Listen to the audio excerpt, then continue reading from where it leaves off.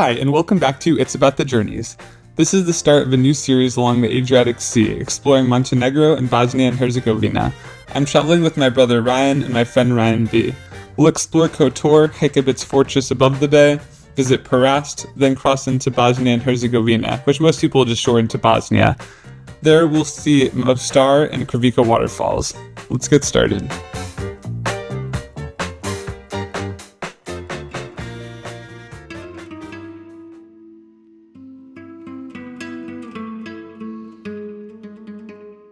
We just woke up and saw our first real look at Montenegro, and this is what we see. We're staying in Muo, just right outside Kotor, and the view outside the window is absolutely breathtaking. Calm water, huge mountains, rising straight up from the bay, and the entire landscape just sitting there in perfect silence. What a way to wake up.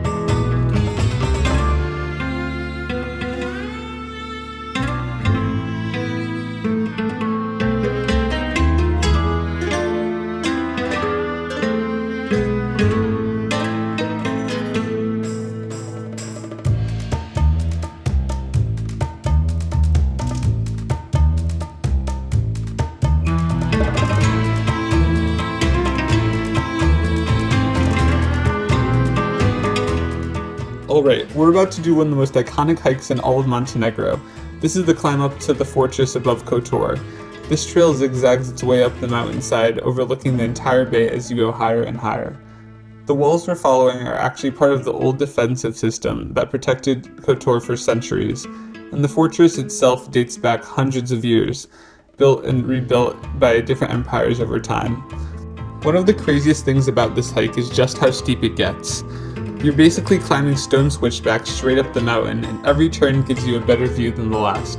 Rooftops shrinking below you, boats looking like toys in the water, and the bay stretching all the way out to the Adriatic. And once you reach the top, you get one of the most insane panoramic views in Europe. Kotor's entire fjord-like bay, surrounded by dramatic limestone mountains on every side. You may hear people call the Bay of Kotor a fjord, but technically it's not actually one. A fjord is a deep, narrow inlet carved by glaciers over time, like the ones you'd see in Norway. What we're looking at here is actually called a ria, which is basically a flooded river valley formed when sea levels rose and filled it in. But honestly, when you're standing here with the steep mountains rising straight out of the water, it still feels like a fjord in every way that matters. It is so beautiful.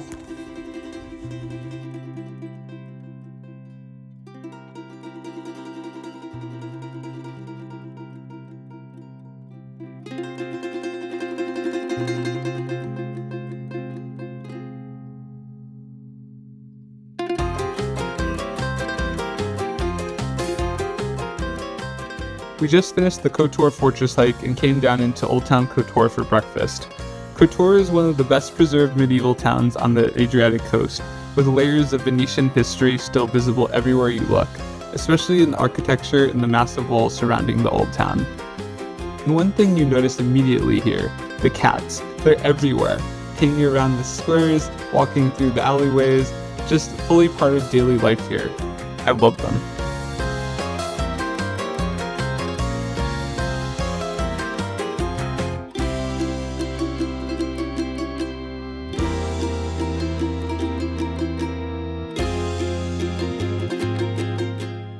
After exploring the walled city of Kotor, we walked back to our stay in Muo.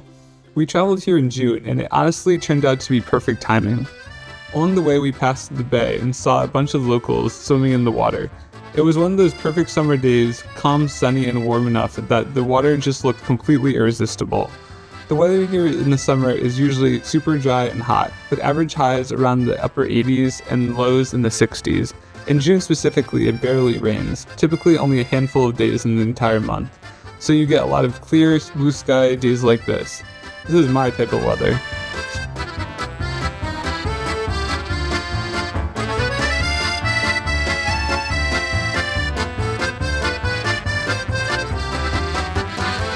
We found a local water taxi that offered to take us out on the bay for about 15 euros each.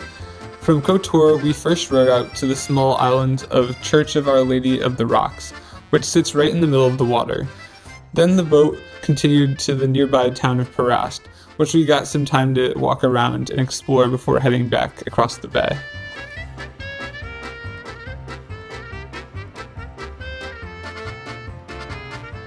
Now we arrived in the small coastal town of Perast.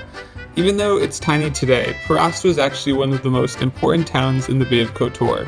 During the Venetian period, it became wealthy from maritime trade, and many of the elegant stone palaces you see along the waterfront were built by sea captains and noble families. At its peak, this town had an impressive number of churches for its size, around 16 in total.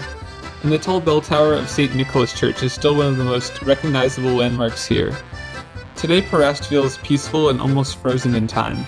There are barely any cars, just quiet streets, old stone buildings, and incredible views out across the bay towards the islands.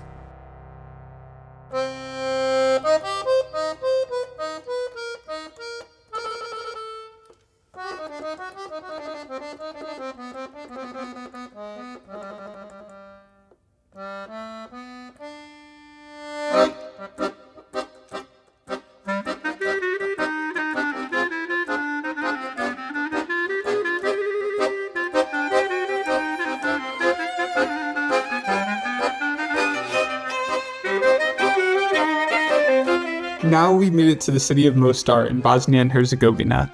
This beautiful arch is called Stari Most, which literally means Old Bridge. It was originally built in the 16th century during the Ottoman Empire, and it became a symbol of connection between the two sides of the city. The bridge was destroyed during the Bosnian War in the 1990s, but it was later rebuilt using traditional techniques and materials. Today it stands about 65 feet above the river, and if you're here long enough, you might even see people diving from the top into the water below.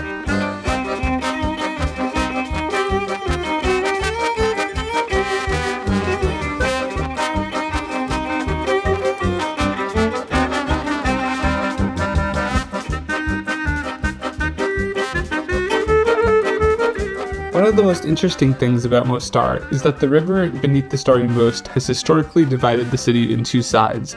Traditionally, the west side has been mostly Croat and Catholic, while the east side has mostly been Bosniak and Muslim. Because of its history, the bridge became much more than just a way across the river. It symbolized the connection between two different cultures living in the same city.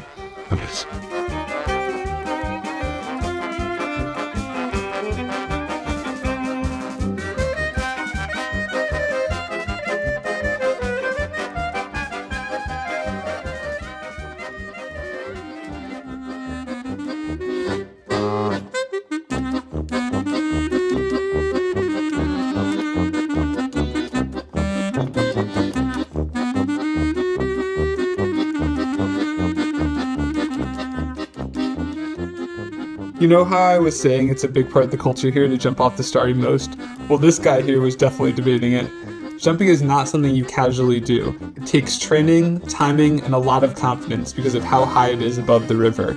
We saw a lot of people psyching themselves up right along the edge of the bridge, thinking it over before making a jump.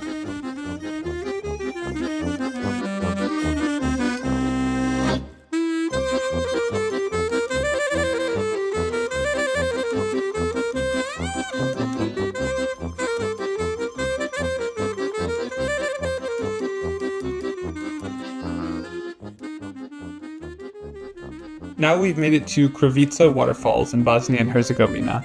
This place was formed by natural limestone deposits over time, where mineral-rich water slowly built up layers of travertine rock, shaping these wide cascading falls. What makes it so unique is the color of the water. It has this unreal turquoise-green tone because of the minerals in the water, the way the sunlight hits it, and the fine particles suspended in the flow. And unlike a lot of major waterfalls, swimming is actually allowed here in designated areas, since the water is calmer in the pools below the falls, unlike places like Plitvice Lakes National Park, where swimming is strictly prohibited to protect the ecosystem. So instead of just viewing it from afar, you could actually get in and experience it up close. It feels like something you'd only see in a dream.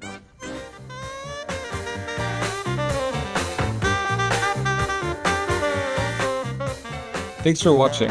Please remember to like and subscribe and stay tuned for the next video coming soon, where we'll be exploring Croatia.